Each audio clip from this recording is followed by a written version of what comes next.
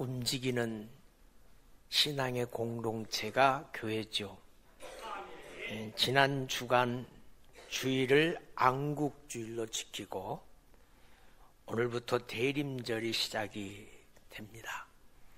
대림절은 성탄절을 앞둔 4주 전, 4주 동안을 대림절이라고 이렇게 가서 이 땅에 육신의 몸을 입고 오실 주님을 기다리는 그런 기다림의 절기, 기다림의 절기가 대림절인데, 대림절 기간 동안에 꼭 기억해야 될 두 가지가 있습니다.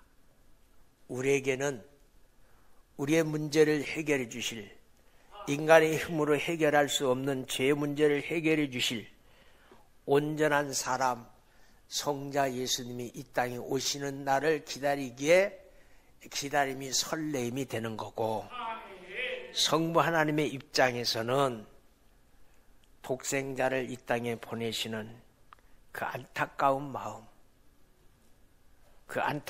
마음을 기억하면서 대림절 가운데 설렘만 있는 것이 아니라 우리가 주님을 경외하는 거룩한 믿음이 우리에게 있게 되기를 주의 이름으로 축원합니다.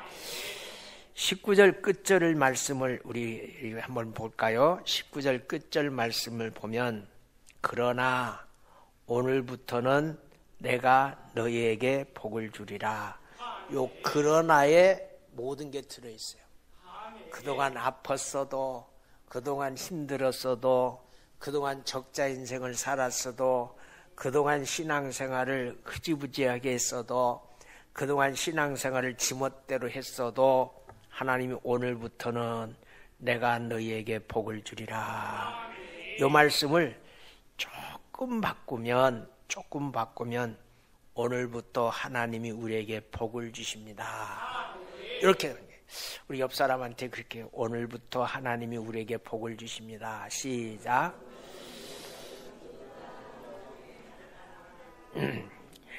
오늘부터 하나님이 우리에게 복을 주십니다. 이렇게 말하는 이 말은 하나님께서 가장 크게 축복하시는 날이 오늘입니다.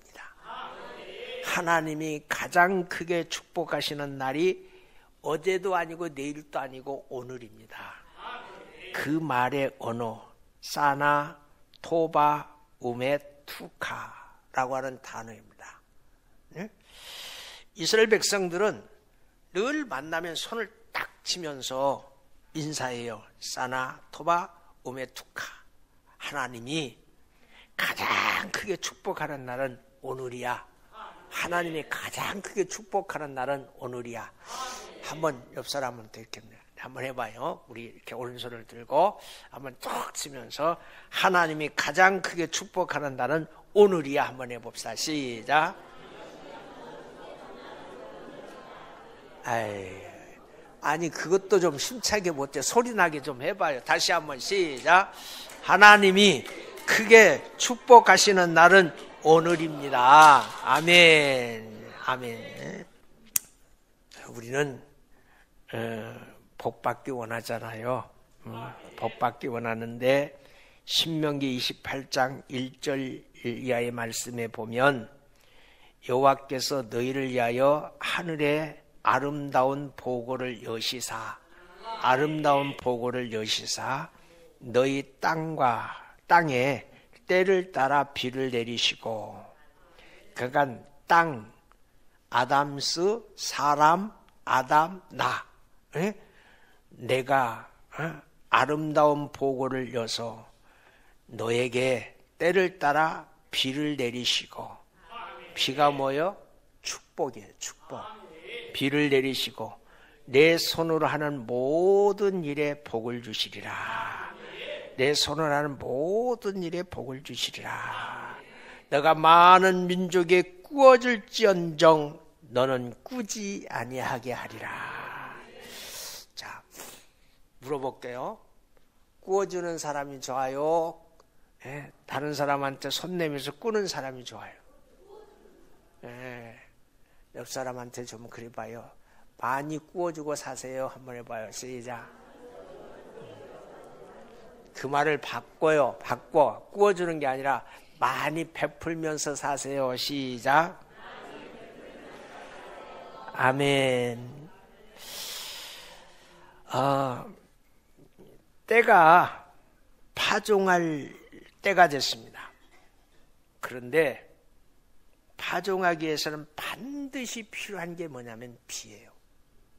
비가 땅을 촉촉하게 만들어 놓지 아니하면 어떤 씨앗을 뿌려도 그 씨앗은 뿌리를 내릴 수가 없고, 또 뿌리가 내리지 않기에 싹이 날 수가 없고, 싹이 나지 않기에 줄기가 자랄 수 없고, 줄기가 자랄 수 없기에 꽃을 피울 수가 없고, 꽃을 피울 수 없기에 열매를 맺을 수가 없고, 열매를 맺을 수 없기에 열매를 거둘 수 없는 헛된 인생을 살아가는 많은 사람들 가운데 하나님이 나와 여러분을 골라서 복의 근원으로 삼아주시고, 오늘 또 복 주시기 위해서 주님의 전으로 불러주시고, 선포되는 말씀 속에서 이 시간 하늘의 보고가 열려서 내 심령의 창고가 채워지는 그런 은혜가 있을 줄로 믿습니다. 축복의 원리는 하나님의 교회가 축복받아야 내 가정도 내 사업장도 나도 축복받을 수 있다는 것 기억하시고, 교회가 차고 넘쳐야 내 주머니도 차고 넘친다는 것 꼭 기억하시기를 주님의 이름으로 축원합니다. 오늘부터 말하면 막 사업을 시작했을 때입니다. 막 사업을 시작했을 때 수많은 실패를 거듭하고 무엇인가 새로운 계획을 세우고 시작하려고 할 때 일입니다. 시작하려고 무엇인가 이제 시작하려고 해요. 응? 이것 안 되면 나 큰일 납니다. 예? 그때 하나님이 우선순위와 비전을 세울 때 하나님 중심의 비전을 가지고 아멘 출발하라 그렇게 선포하시는 거예요. 그러면 삶의 우선순위를 하나님 앞에 두고 출발하면 이제부터 적자 인생을 끝내고 흑자 인생으로 하나님이 바꿔주시겠다는 축복의 약속이에요. 네?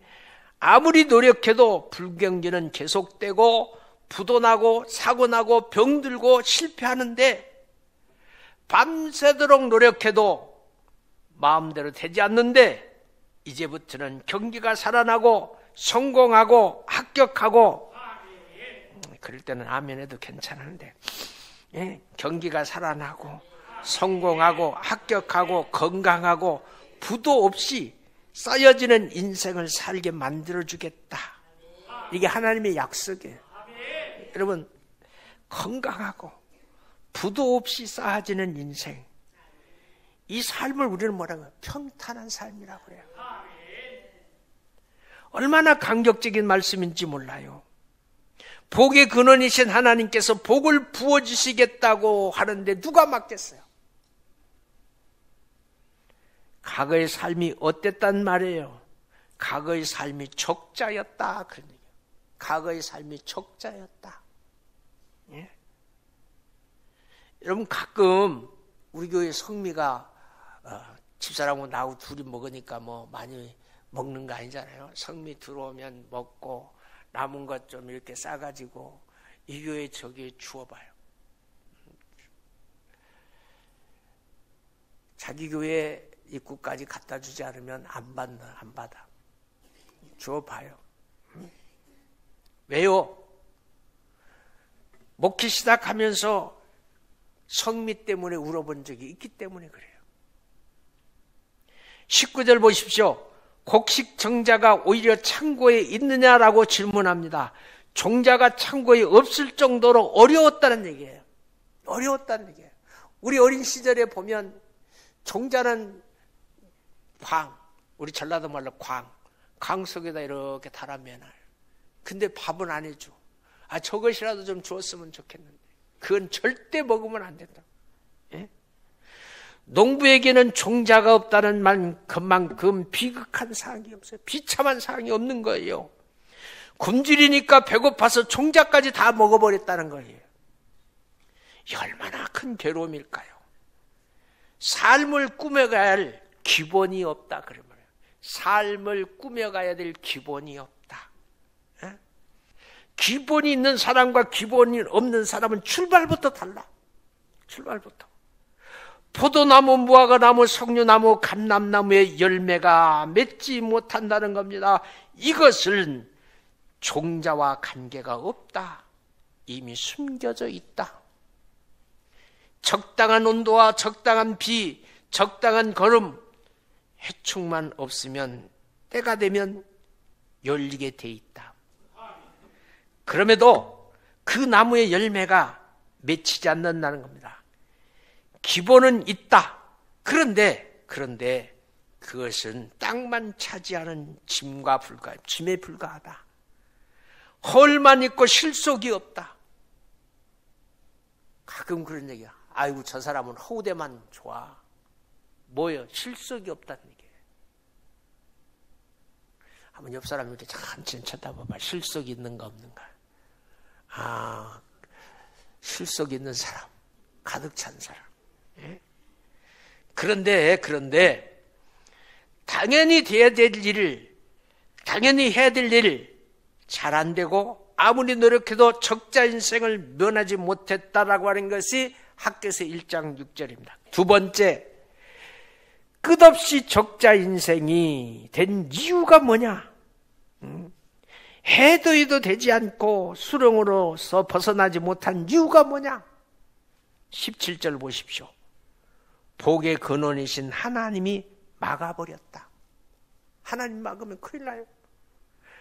하나님이 사막에서 불어오는 뜨거운 열풍으로 곡식이나 나무를 마르게 해버렸습니다. 수확할 만큼 다 자랐는데 우박이 내려서 농작물이 다 죽어버렸습니다. 1장 9절에 보니까 하나님이 불어버렸다 그랬어요. 하나님 불어버렸어요. 1장 12절에 보니까 만군의 여호와가 말하노라.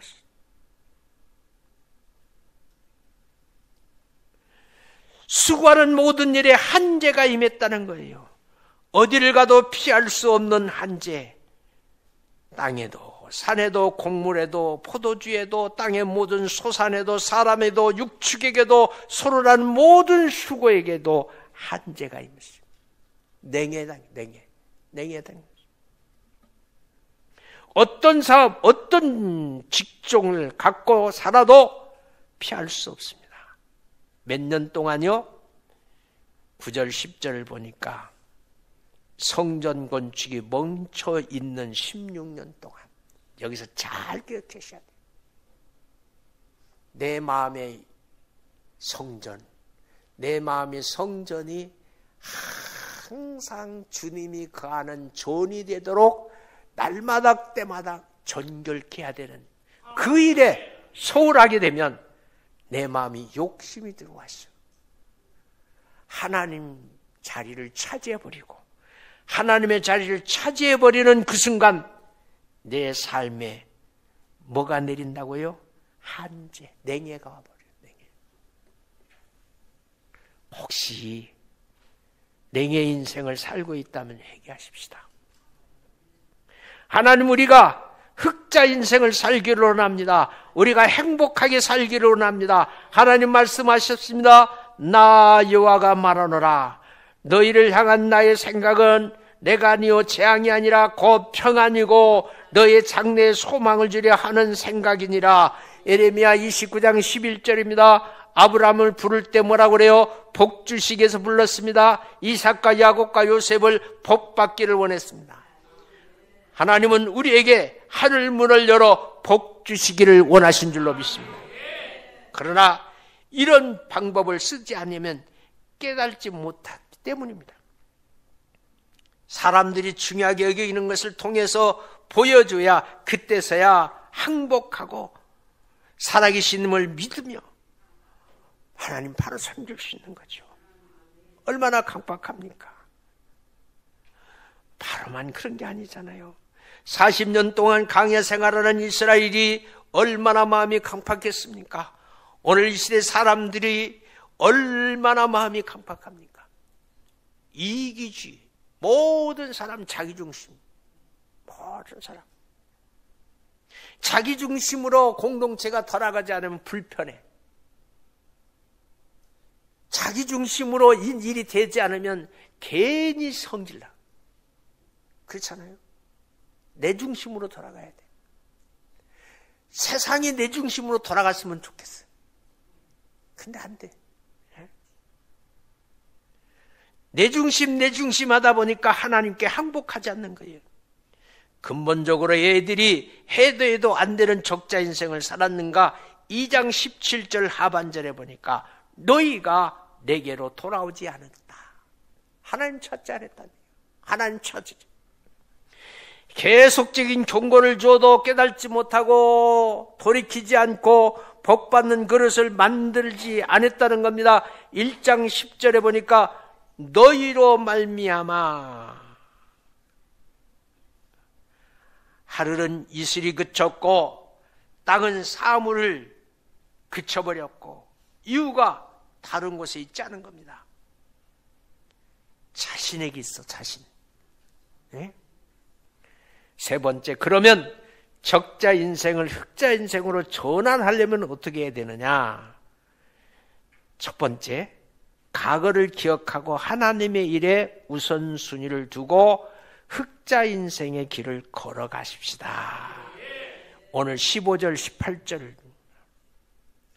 적자 인생에서 흑자 인생으로 회복하려면 어떻게 하면 되느냐? 15절, 우선순위를 자기 일에 두고 살 때가 아니고 하나님의 일에 우선순위를 두고 살면 전환되는 거예요. 성전 재건 시작하는 오늘에 이르기까지 최근에 일어난 일들을 한번 돌이켜봐라, 그렇게 말하는 거예요. 실제로 삶의 경험을 회상해봐라. 18절 회상해보니까 어떤 일이 벌어집니까? 그때는 열심히 노력했으나 그 결과는 항상 신동치 않았어. 자신의 평안과 즐거움을 위해서 열심히 일했으나 그에 걸맞는 열매는 얻지 못했어. 우리는 여기서 깨달아야 되는 거예요. 과거의 노예가 돼서는 안 된다. 과거를 무시하고 버려서도 안 된다. 과거의 실패를 교훈으로 삼아라. 과거는 우리의 실패의 모습을 보여주는 거울이다. 계속적으로 과거의 실수를 되풀이해서는 안 되기에 우리에게 영적 거울을 주셨으니 그 영적 거울이 과거다. 과거. 흑자 인생으로 가는 첫걸음, 과거를 교훈 삼아서 우선순위를 바꿔요. 마태복음 6장 33절 너희는 먼저 그 나라와 그 애를 구하라. 그리하면 이 모든 것이 너희에게 뭐한다? 더하시리라. 하나님이 더하게 해주시면 됩니다. 하나님이 더하게 해주시면 됩니다. 하나님이 더하게 해주시면 됩니다. 우리 하나님은 우리가 적자 인생에서 흑자 인생으로 전환된 삶을 살기를 원하십니다. 하나님의 일 중심으로 우선순위를 바꾸시기를 주의 이름으로 축원합니다. 내 삶의 상황이 아무리 힘들고 바빠도 하나님의 날은 하나님의 존에 있어야 되고 내 주머니가 아무리 빈 곳간처럼 빠져나가도 하나님의 것과 내 것은 구별할 줄 알아야 되고 내 것과 하나님의 것을 구별할 줄 못하면 하나님의 것 내가 사용하다 보면 영적 도적질하는 자가 된다는 것 우리가 기억해야 될 줄로 믿습니다. 두 번째, 적자 인생의 잘못을 깨닫고 죄를 회개하고 흑자 인생으로 전환하는 겁니다. 17절 말씀 보십시오. 과거 흑자 인생이 된 원인을 돌이키지 않았기 때문이다 그랬어요. 돌이키지 아니했기 때문이다. 고집 부렸다 그러죠. 고집. 하나님께서 계속해서 폭풍과 곰팡이와 우박을 쏟아부어서 그럼에도 불구하고 고집 때문에, 욕심 때문에 돌이키지 않습니다. 계속해서 적자 인생으로 나가면 그 원인을 깨닫고 돌이켜서 흑자 인생으로 삶을 전환할 수 있기를 바라요. 그런데 계속 실수하고 잘못된 길로 가면서도 흑자 인생이 될 것이다 막연하게 기도해요. 하나님이 불어버리면 날아가요. 하나님이 부어주셔야 쌓여지는 게 있어요. 계속 깨어진 그릇에 물 부어보세요. 아무리 부어도 안 차요. 민수기 12장 3절에 보니까 모세를 축복의 그릇으로 사용하지 않습니다. 40년 강야를 생활을 통해서 이 사람 모세가 온유함이 지면의 모든 사람보다 더하다. 사람 만들어서 축복의 통로로 사용하시는 거예요. 사람 만들어서 축복의 소로로 사용하시는 거예요. 마지막 세 번째, 사명을 회복하고 흑자의 인생으로 나가시기를 바라요. 오늘 5분만 더 할게요. 왜냐하면 오후 예배 없어. 5분만 더 할게요. 하나님은 16년을 기다립니다. 처음 주신 사명을 이루시기를 원했어요. 오늘 말하면 주일 성수하고 애물생활 잘하고 구제하고 예배생활 잘하면, 예? 그런데 문제가 뭐냐? 그들에게 주어진 사명을 잃어버렸다는 거예요. 사명. 하나님은 학계 선지자를 통해서 다시 한번 사명을 회복하고, 사명을 회복하는 게 뭐예요?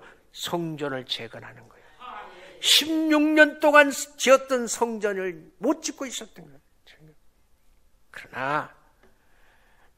그러나 사명을 잃어버렸다, 의식적으로 형식적으로 신앙생활했다, 그 말입니다. 이것을 알아주기 위해서 하나님께서 학계 선지자를 통해서 두 가지 질문합니다. 12절 첫 번째 질문입니다. 우리 한번 읽어봅니다. 12절 첫 번째 질문 시작.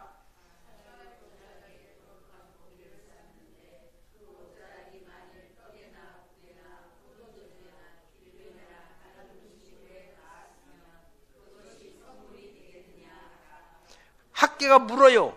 제사장들이 대답하여 이르시되, 뭐라고 대답합니까? 이후에 나를 위하여 나의 면류관을 예비하는 거거든요. 이 질문을 통해서 유다 백성들이 잘못을 밝히는 겁니다. 사명을 회복시키는 거예요. 하나님과의 관계 회복하는 것이 무엇보다도 중요한 거예요. 부부가 행복하려면 관계가 원만해야죠. 결국 희생의 제물을 드린 거에는 의식적으로 완벽할지는 몰랐지만 사명을 잃어버린 그들의 마음은 이미 하나님 곁을 떠난 상태예요. 하나님 주신 근본적인 사명을 잃어버린 겁니다. 사명을 붙들고 나가면 적자 인생이 흑자 인생으로 변할 줄로 믿습니다. 모세가 사명을 붙들고 나갈 때 적자 인생이 흑자 인생으로 변화됐습니다. 아브라함이 사명을 붙들고 나갈 때 적자 인생이 흑자 인생으로 변화됐습니다.